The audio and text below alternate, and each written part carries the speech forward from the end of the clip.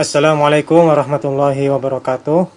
Berikut pengantar perkuliahan Philosophy of Science atau Filosofi Ilmu Alam yang akan disampaikan oleh Profesor Dr. Suyono. Kami tim pengampu dari mata kuliah Filsafat IPA akan menyampaikan materi pengantar dari filsafat. Materi ini merupakan materi paling awal dari perkuliahan filsafat.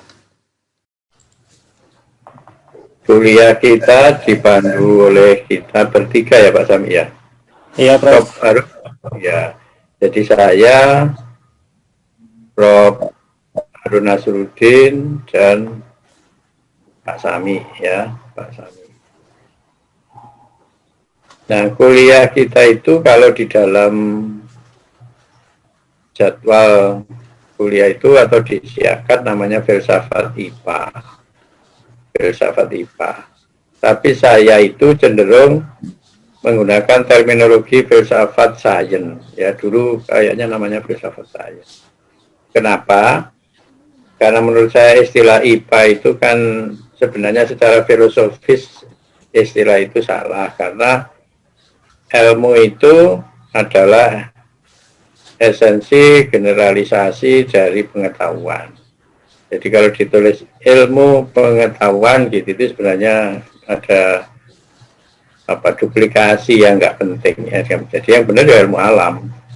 Ilmu alam. Kalau ilmu pengetahuan alam itu ada pengulangan dan yang pengulang itu jauh lebih rendah dari ilmu. Jadi pengetahuan itu sekedar pengetahuan itu jauh lebih rendah dari ilmu ya.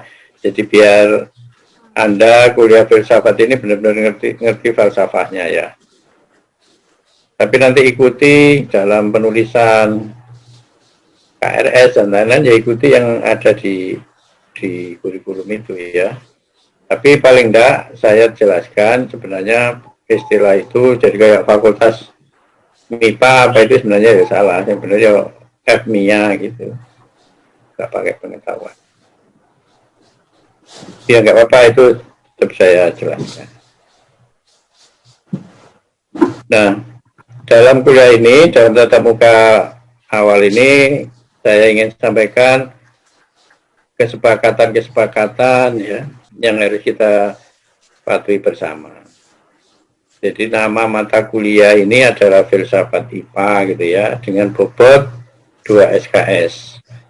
Jadi kuliah kita nanti jam 7 sampai jam 8.40 kalau dihitung tatap mukanya, tapi jangan dipahami 2 SKS itu hanya 100 menit itu ya. Jadi nanti dalam peraturan menteri ya, peraturan menteri itu ada penjelasan ya. Apa makna 2 SKS Anda juga harus paham ya. Mahasiswa harus paham 2 SKS itu ada persiapan, ada tatap muka, ada tugas lanjutan. Bahkan ada istilah tugas terstruktur ya. Tugas terstruktur selain tugas-tugas yang lain. Itu yang kadang-kadang lupa tidak dipahami sehingga memahami kuliah itu ya filsafat ya 2 SKS tatap muka itu pemahaman yang salah gitu ya. Nah, deskripsi mata kuliahnya Pak Sami kemarin diminta Pak Kajur, saya ubah menjadi yang lebih urut gitu ya, dan sudah saya insertkan ke RPS yang baru. Jadi RPS-nya tadi sudah saya email ke Pak Sami juga. Tapi urutannya masih seperti itu.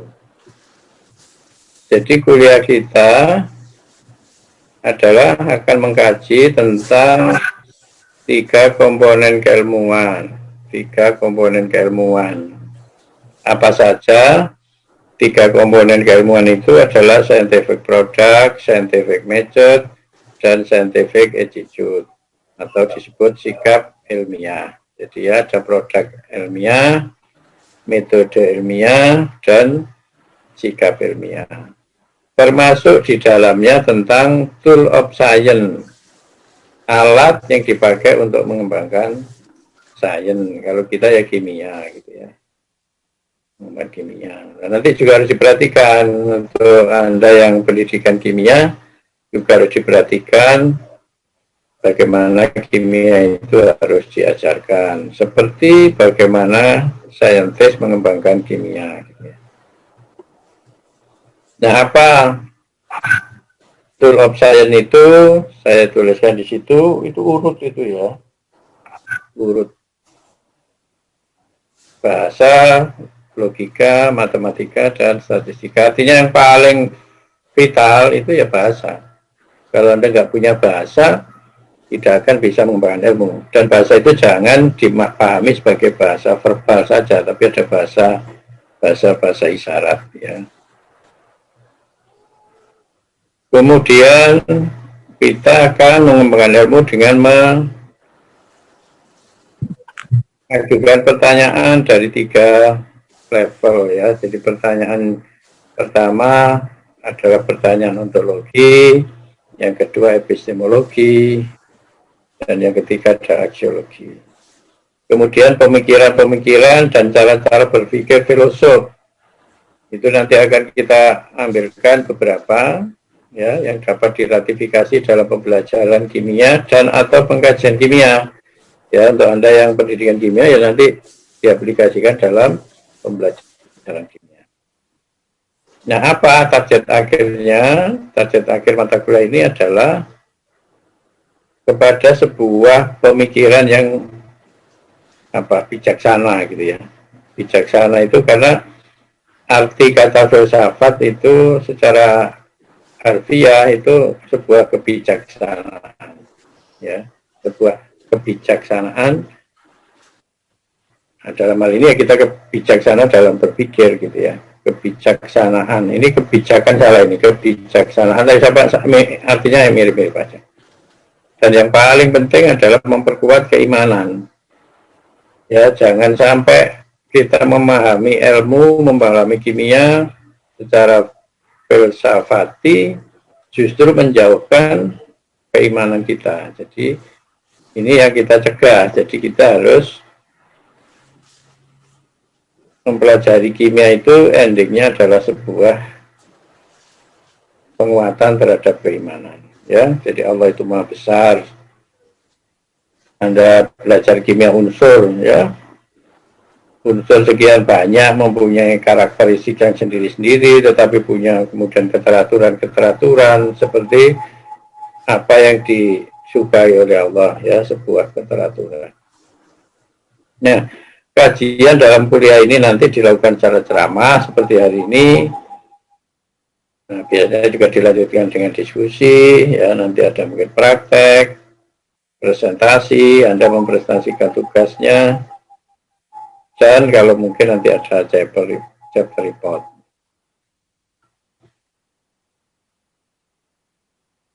Nah, panduan kuliahnya ya seperti biasa, panduan kuliahnya ya rencana perkuliahan semester itu sudah saya share saya kirim Pak Sami yang ada perbaikan tadi, nanti juga Anda bisa minta. Tentu kita tidak kaku ya ngikuti RPS itu, tapi RPS itu tetap memandu kita ya. Nanti kita tetap ada penyesuaian, tetapi masih dalam koridor perencanaan yang ditulis di dalam RPS ya, penyesuaian tapi yang tidak nyimpang jauh.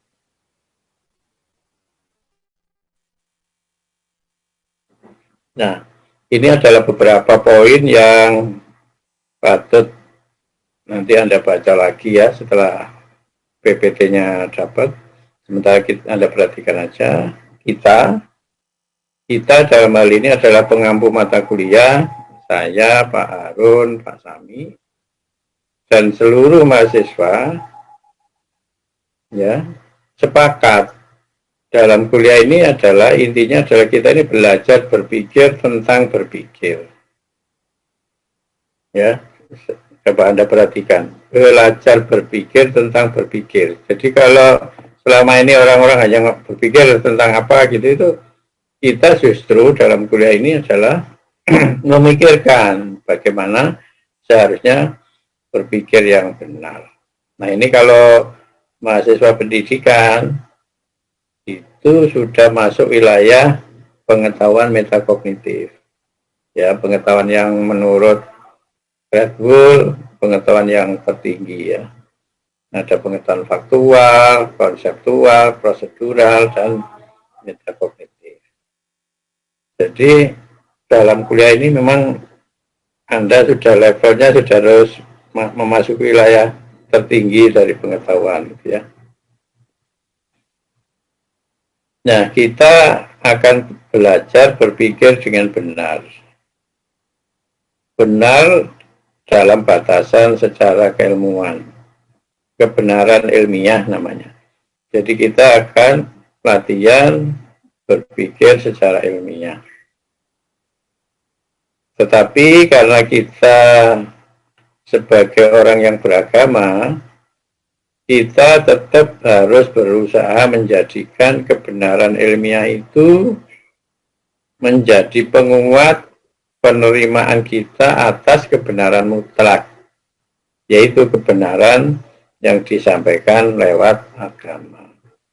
Ya, jadi itu tadi, jangan sampai karena pinter ilmu kimia, kemudian pinter pendidikan kimia, kemudian malah menjauhkan diri dari Allah gitu ya.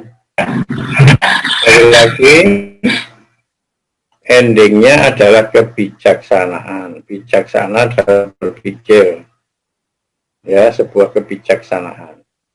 Kita berusaha mengadilkan cara berpikir. Jadi cara berpikir itu adil, ya, itu benar, ya, benar dan tepat sasaran, benar dan proporsional, ya. Kenapa kita belajar tentang berpikir tentang berpikir? Karena nanti kalau kita tidak paham bagaimana berpikir, itu bisa nanti sesat. Ya, karena nanti kita juga pelajari tentang bagaimana orang bisa sesat dalam berpikir ya. Nanti ada topik tentang silogisme ya, topik tentang silogisme. Nanti mungkin Pak Sami bisa memberi contoh-contoh yang lebih jelas.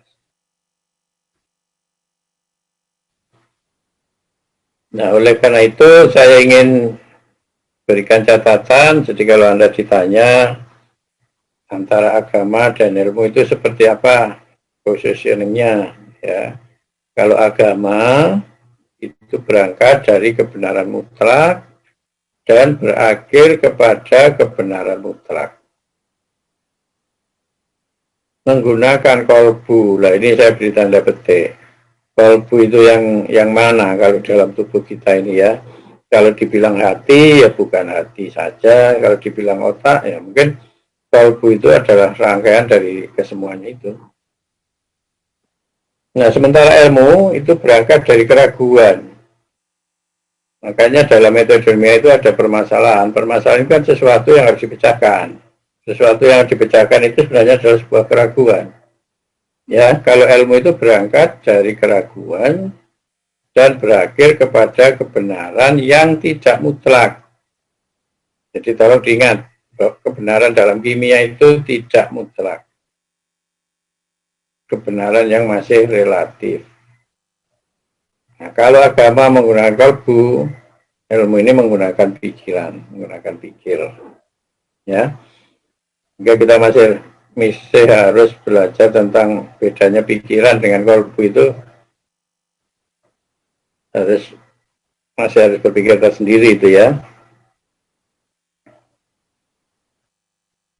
Nah, ini adalah catatan dari saya, penyikapan kita terhadap ilmu dan agama tadi.